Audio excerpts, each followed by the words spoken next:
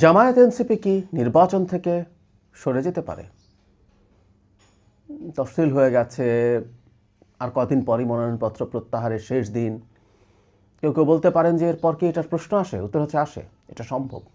তারা ঘোষণা করলেই হবে মনোনয়নপত্র শেষ, মানে প্রত্যাহারের শেষ দিনের পর প্রতীক বরাদ্দ হয়ে যাবার পরও নির্বাচন থেকে সরে আসার ঘোষণা দেওয়া যায়, যদিও ব্যালট পেপারে তাদের মার্কাগুলো থাকবে।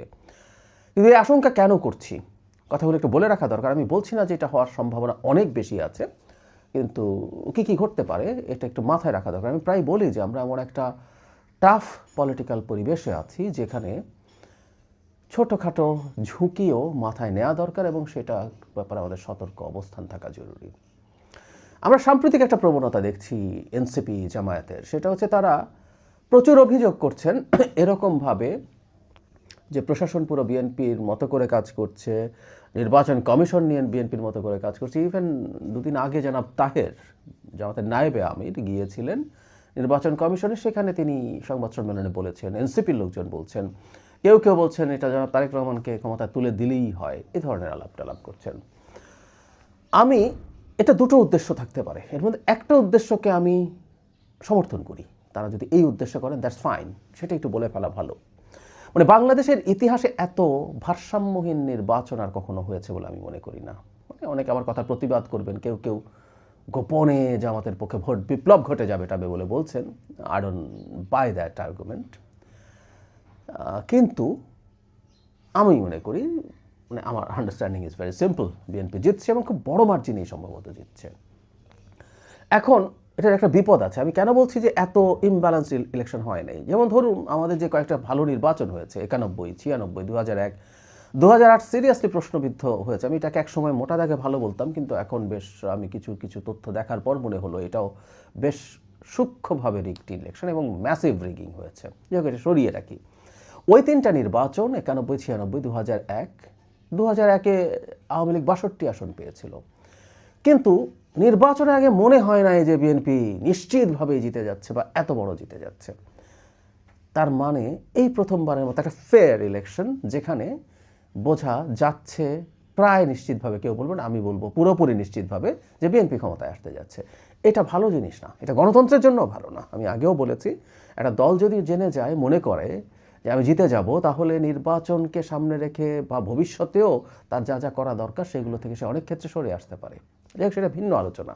কিন্তু একটা দল নিশ্চিত জিতে যাবে, এটার একটা খারাপ প্রবণতা আছে নির্বাচনের উপরে। সেটা হলো, বাংলাদেশের সবাই ক্ষমতার পূজা করতে চায়। বাংলাদেশে যেহেতু স্টেট হিসাবে এখনও খুব শক্তিশালীভাবে দাঁড়ায়নি, স্টেট না হিসাবে না দাঁড়ানো মানে হচ্ছে এর ইনস্টিটিউটগুলো খুবই স্ট্রাকচার্ড না, খুবই তৈরি না, খুবই শক্তিশালী না। ফলে যেটা হয়, এদের প্রবণতা থাকে ক্ষমতার সাথে অ্যালাইন করা, সূর্যমুখী ফুলের মতো, যেমন সূর্যের দিকে তাকিয়ে থাকে। বিএনপি নিশ্চিতভাবে জিতে যাচ্ছে এই কারণে প্রশাসন, পুলিশ বা দেশের আরও বিভিন্ন ইনস্টিটিউট, বিভিন্ন সংগঠনের প্রবণতা হতে পারে বিএনপির দিকে অ্যালাইন্ড হয়ে যাওয়া এবং বিএনপির জেতায় না চাইতেও সাহায্য করা। কথাটা এই রকম হচ্ছে, এটা হয়। যেমন ধরি, আমি এখনও বলছি না প্রশাসন পুলিশে হয়েছে, মিডিয়া, অনেকগুলো মিডিয়া যে ধরনের কাভারেজ জনাব তারেক রহমান ফিরে আসার পর বা তারও আগে থেকে করছেন, তার স্ত্রী জোবাইদা রহমান যখন একবার মাঝে দেশে আসলেন, সেটা যে ধরনের কাভারেজ কোনো পত্রিকা দিয়েছে, এটা খুবই দুঃখজনক। এখন জনাব তারেক রহমান কি এটা বলেছেন? উত্তর হচ্ছে না, তিনি বলেন। আমি কনফিডেন্টলি বলতে পারি, তাকে আমরা এখন যেরকম দেখি। কিন্তু ওই পত্রিকাগুলো নিজ থেকে এই কাজগুলো করছে। তার সুদৃষ্টি যদি পাওয়া যায়, যদি আমি মনে করি এটা করে তার সুদৃষ্টি পাওয়া যাবে না, বরং তিনি বিরক্ত হওয়ার সম্ভাবনাই অনেক অনেক বেশি। ঠিক একইভাবে বিএনপি চাক বা না চাক, প্রশাসনের এই অ্যালাইনমেন্টের প্রবাবিলিটি আছে। বিএনপি চাইছে, আমার মনে হয় না যে দলটা সত্যিকারভাবেই জিতে যাবে, প্রায় নিশ্চিতভাবে জিতে যাবে, সে তার নির্বাচন কলঙ্কিত করতে চাইবে না। কিন্তু প্রশাসনের প্রবণতা থাকতে পারে, আমি বলছি না এটা হয়ে গেছে। ফলে অন্য দলগুলোর এই ধরনের চাপ প্রয়োগ করা উচিত, এটা আমি বিশ্বাস করি এবং আমি এটা পছন্দও করি। জামাত, এনসিপি বা আদার পার্টিস, তাদের উচিত হবে এই চাপটা রাখা।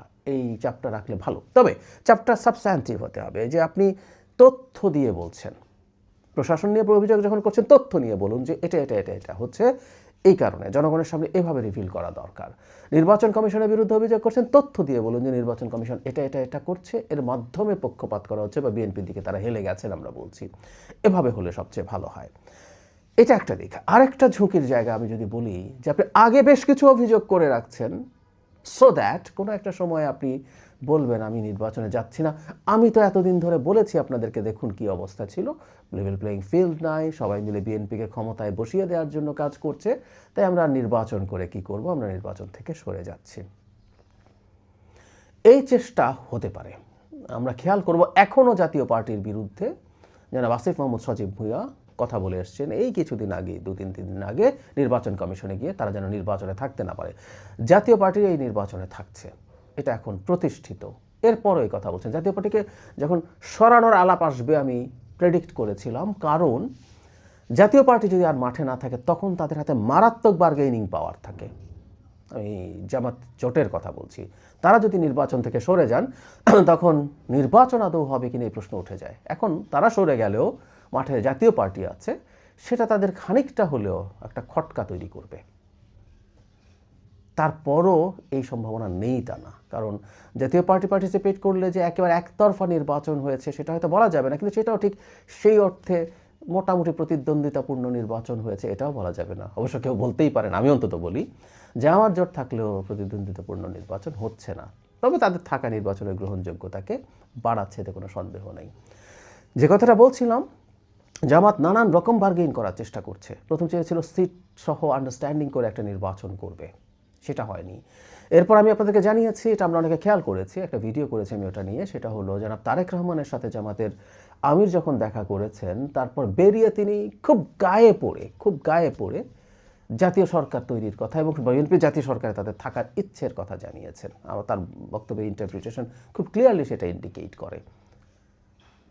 সেই সব আলোচনাও যদি না হয়, তারা যে পরিমাণ সিট পাবেন এবং যেটা নিয়ে বিরোধী দল হতে যাবেন, মাঠে থাকা তাদের জন্য কঠিন হয়ে যাবে। মাঠে থাকা কঠিন মানে সরকারি দল চাপ দেবে তা না, তাদের ক্রেডিবিলিটি নষ্ট হয়ে যাবে, মানুষ হতাশ হয়ে যাবে। তারা একটা ইলিউশন তৈরি করেছেন মানুষের মধ্যে, বিরাট এক প্রত্যাশা তৈরি করেছেন যে তারা ক্ষমতায় চলে আসতে পারে। সেই জায়গায় 1/3 1/4 সিট পান যদি ক্ষমতায় যেতে হলে যা লাগে, তার কেমন হবে?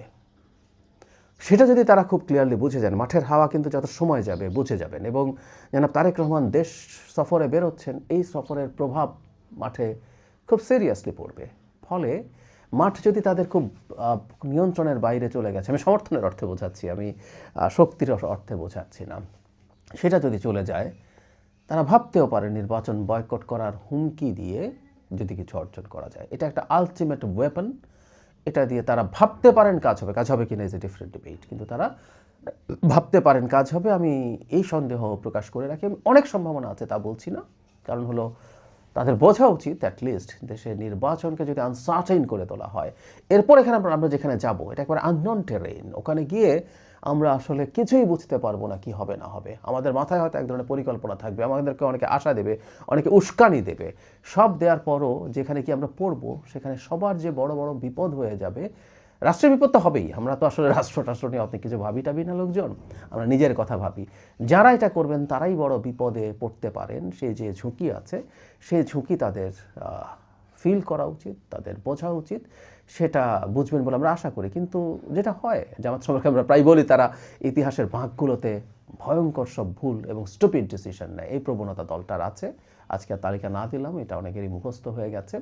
তো সেটা আবার তারা করে বসেন কিনা সেই ব্যাপারে আমাদের মাথায় রাখা দরকার। আমাদের জনগণের পক্ষ থেকে বুঝতে হবে, যদি এই ধরনের কাজ তারা করেন, দেশটাকে অনিশ্চয়তার মধ্যে কারা নিয়ে যাচ্ছেন। আমি তাদের সাথে এনসিপি আছে, অন্যান্য দল আছে, আমি প্রত্যেকের কাছে এটাও আহ্বান রাখবো, পরিস্থিতি যেমনই হোক না কেন সবাই যেন নির্বাচনে আসেন। যেমনই হোক না বলতে আমি এটা বোঝাচ্ছি যে রেজাল্ট খারাপ হবে এটার জন্য যেন ফিরে না যান, নির্বাচন থেকে সরে না যান। একেবারে বিভৎস পরিস্থিতি যে নির্বাচন করার পরিবেশই নাই, সেরকম কিছু বাংলাদেশে হচ্ছে না। বাংলাদেশের পরিবেশের নিয়ে কিছু খটকা প্রশ্ন আছে, এটা ইভেন সবচেয়ে ভালো নির্বাচনগুলোতেও ছিল। এটুকু ছাড় দিয়ে বাংলাদেশের নির্বাচনকে দেখতে হবে।